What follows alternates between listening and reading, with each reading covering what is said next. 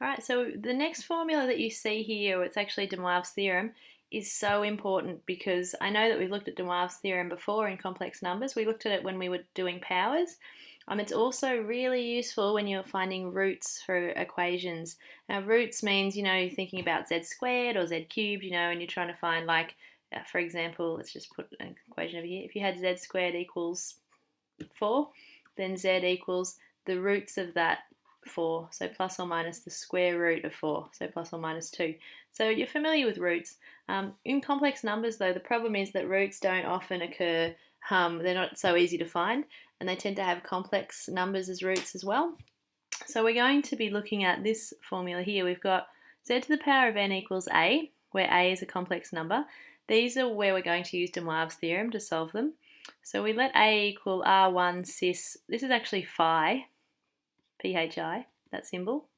It's like a circle with a line through it. So, and you can think of it that way in your head if you want, circle with a line through it. So a is this complex number. You can see that it's in cis form, and we let z equal r cis theta. Now the reason that we do that is if we have z to the n, you don't have to write this down, this is just, it's written here, but if we know that z is r cis theta, and we know that's to the power of n, and we know that a is r1 cis phi, we're just using different symbols just to identify. Remember, de Moivre's theorem tells us that we raise this r to the power of n, and then we multiply the angle by n. Oops. So we'd have this. Now, because these two things have to be equal, that implies that this and this have to be equal, and also that the angles have to be equal as well. So that tells us two things, that r to the n equals r1, which tells us, let's take the nth root of r1. So we'd have the nth root of r1, that would be r. And we also know that the angles have to be equal, n theta has to equal phi. And that will happen in a few situations actually, not just at phi. So it's because of the way a complex number works. Remember that if you're here, this angle is the same as if you go around 2 pi or 4 pi, or if you go around the other way, negative 2 pi, okay? So that's that way. So when we're looking at an angle here, you can actually say, well, this will be equal to this actually for 2k pi, where k is any number, 0, 1, 2, any integer, and positive or negative or 0. So they then solve for this angle theta. So phi plus 2k pi over n. So what that means is that the solution, and I'll write this actually over here, this is worth writing in your notes, okay, this is what I've just done there, exactly the same thing. The solution here is that z equals r is now n, the nth root of r1, cis, and the angle is this angle here. Okay, so I'll actually get rid of all of this and move this over a bit. So cis is this angle, which is this angle here. So whatever the angle is that's in our question, plus 2k pi, we divide by n, and that's for k, which is an element of z. So any real integer, plus or minus, and 0. Okay, so we're going to look at a question now dealing with this. Now that may look like a completely strange formula there. That's a lot of, it's very impressive looking maths, okay? But when we do a question, you'll actually see where it all comes from. So the key there is I've put in a red box of danger, which is that for roots and powers, you use de Moivre's theorem. You'll always use de Moivre's theorem, but your z has to be in cis form, okay? So that tells us something here. We're going to be looking here at z cubed equals 1, okay? So what we're going to do is, first of all, let's let z equal r cis theta, okay? Because we need to find r, we need to find theta, okay? And so that means we're going to have r cis theta, all cubed, equals 1. Okay, remember that de Moivre's theorem tells us the power goes up onto the r, but it multiplies the angle. So we now have this kind of expression here. We've got r cubed equals, r cubed cis 3 theta equals 1. Now, this is not very useful to us as a number here, 1. We really need to have 1 in cis form, because then we can equate things.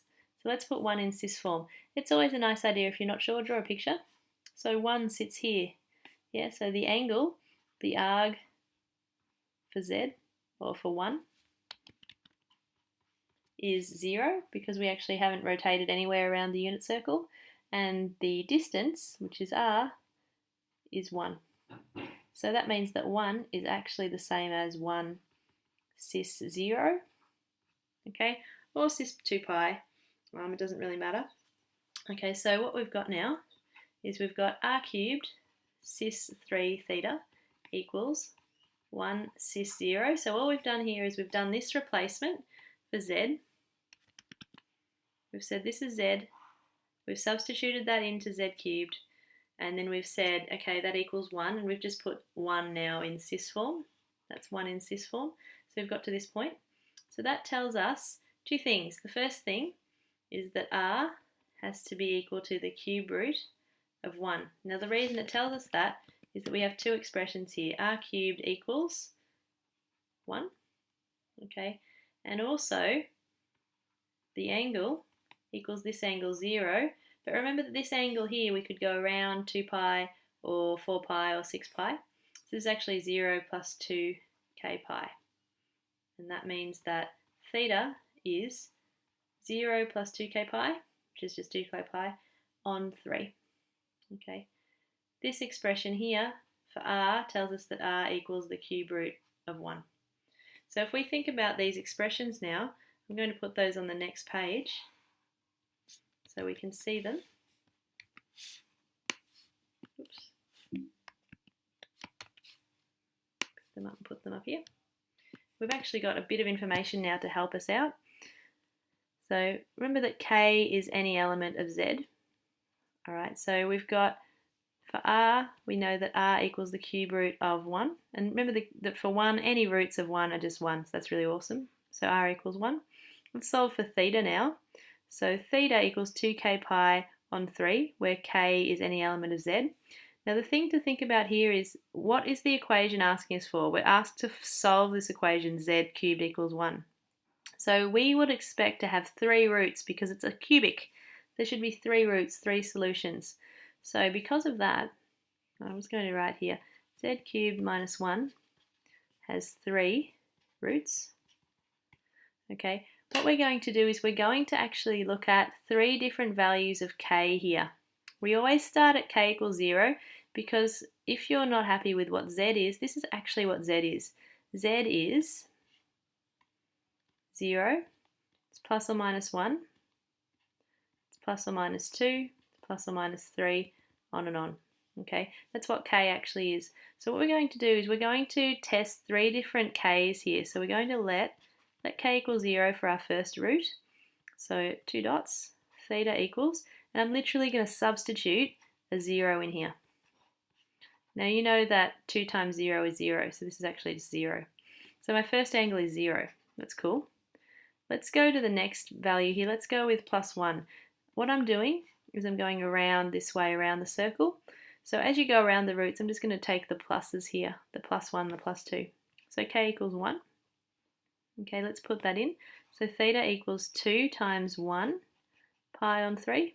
So that gives me the angle 2 pi on 3. That's awesome. I'll put in another value, 2. So I'm putting k equals 2 in here. So 2 times 2 over 3. And that's 4 pi over 3. And remember, if we're thinking arg, like ARG, then we're thinking about going back this way as well. Instead of having instead of having 4 pi on 3, this would be negative 2 pi on 3. It's a nice way of doing it. Now the thing you'll think at this point is, whoa, there's a lot going on. Okay, this is one of the more complex questions you'll get, or complicated questions you'll get in complex. The thing about complex roots is that they are cyclical and they repeat. And to prove that to you, you don't need to write this down. You can if you want to. I'm going to try this out with the next number. I'm going to go to 3. So I'm going to put theta equals 2 times 3 pi over 3. That's 6 pi over 3, which is 2 pi. And guess what? 2 pi is exactly the same as this angle here. So it's the same as theta when k equals 0. And what you'll find is if you actually go to the next k equals 4, it will match this one. The next k will match this one. They're cyclical. So you don't have to go beyond 3. Once you've got 3 different angles, you're done. You don't have to find any more because they repeat. Okay, so that's the key thing to know here, is that the angles repeat. So our 3 angles that we have, we've got 0, 2 pi on 3 for theta. So 0, 2 pi on 3 and 4 pi on 3. Or I've just written it as negative 2 pi on 3. And we know from our equation that we put together here originally that r had to be the cube root of whatever this r was here, the 1. So what 1 was in cis form. So we've got r equals 1. And we know that, and z equals r cis theta. So we actually have 3 roots now. We've actually got all 3 roots that we needed. Our 3 roots are z equals. Now we tend to write these labelled, z1, z2, z3. Or z0, z1, z2. I'm going to label them z1, z2, z3. So our first root, put r in, the r doesn't change. Cis, the first angle, that's 0. The second one is z2, r is 1. Cis was our second angle, 2 pi on 3. And the third angle that we have, let's get rid of this arrow, is that we have 1 cis and this last angle here, which was 2 pi on 3. Now I'm actually going to put those on a Cartesian plane, so you can see, on the argon plane, I should say, not the Cartesian plane, because they are complex numbers. So let's put them out, and you're going to see something really neat that happens here. I'm actually going to put a circle here. Imagine that's a circle, where the radius of our circle is equal to 1. Okay, so that's a circle with radius 1, just so we can plot these a bit more easily. We've got the imaginary z, and we've got the real z. Now our roots, the first root is 1. It has a distance of 1 from the origin, and it's rotated 0 radians. So that's actually z1 there. The next one is 2 pi on 3. Pi on 3 would be there. 2 pi on 3 is sort of there-ish. 2 pi on 3 is 120 degrees. So it should be, kind of there. Okay. The next angle, and that's Z2, the next angle is negative 2 pi on 3. So that would be rotated, again here you've got 120 degrees, up to there. This angle would be 120 degrees in the opposite direction. And what you'll notice, I'll label that Z3, they're my 3 roots. What you'll notice about these angles is 120 plus 120, that's 240. That's what the other angle in here is. All of these roots are always equally spaced, okay? They are always equally spaced. And that's the amazing thing about these roots when you find them. If you have cube roots, they'll be 120 degrees apart. If you have fourth roots, so 4 roots, they'll be 90 degrees apart. If you have square roots, they'll be 180 degrees apart because they'll be one opposite the other.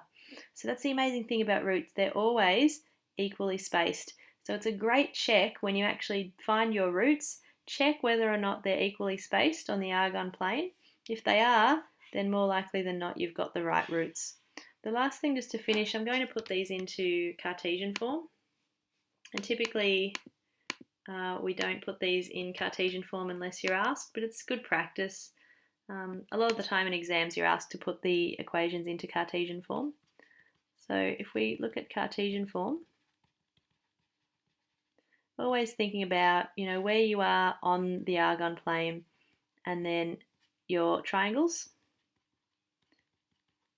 So here we've got our first root, z1 equals 1 cos 0 plus 1 sine, and that's I, sine 0. Remember that cis is cos the angle plus I sine the angle, okay? And the other way that you may be writing it is this way, okay? So remember that cos of 0 is 1, and I sine of 0, that's 0. So that tells us that our first root z1 is simply 1, which we know from our graph. z2, 1 out the front, cos of 2 pi on 3, plus I sine of 2 pi on 3. Pi on 3 is, sine is going to be sine is going to be root 3 on 2. And cos will be a half. The question is, where are you on the graph, on the argon plane? And for Z2, remember that we're going to be over this side. So the cos will be negative, but the sine will be positive. Negative in this direction, but positive in this direction. So that's what Z2 is going to be. And finally, for Z3, see if you can do Z3 without me. So you've got your different angle, this time going backwards around to here. Cos will be negative and sine will be negative for this one. And same values because it's still multiples of pi on 3. So negative a half minus root 3 on 2i. So your three roots, if you're asked to give them in Cartesian form, will be z1 equals 1, z2 equals a half plus I root 3 on 2, and z3 equals negative a half minus root 3 on 2, I. I should put the I second because the convention is really to put the I second. So you can see here, check it out, conjugate pair, because you know that you've got a cubic, so in your cubic, the cubic that we started with was z cubed equals 1. Real coefficients, so you should have at least one real solution and two complex conjugate solutions, which we've seen a lot of in the previous examples. So they're your three roots in Cartesian form for z cubed equals 1. Remember, the key here is that we're using de Moivre's theorem. Okay, de Moivre's theorem to solve that. What you're doing is this substitution for z, okay, and then equating the different parts, the modulus at the front, okay, so equating the moduluses and then also equating the angles. Remember, when you're equating the angles, to add that 2k pi as well, because that gives you that cyclical pattern, the angles, so that you're able to get the number of roots you have. Remember, whatever the power is on the original polynomial, that's how many roots you should expect to have. And on the argon plane, they should all be equally spaced apart.